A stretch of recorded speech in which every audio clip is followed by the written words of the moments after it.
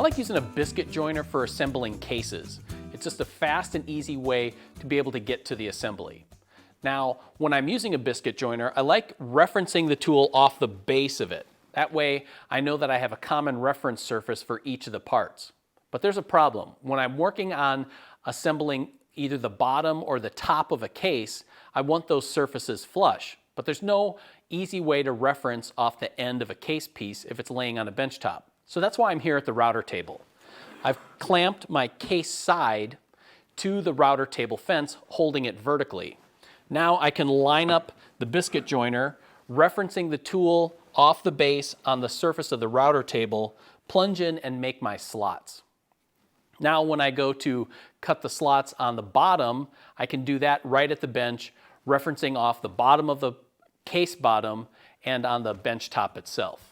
It's a fast and easy way to make sure that your cases are going to go together square and accurate.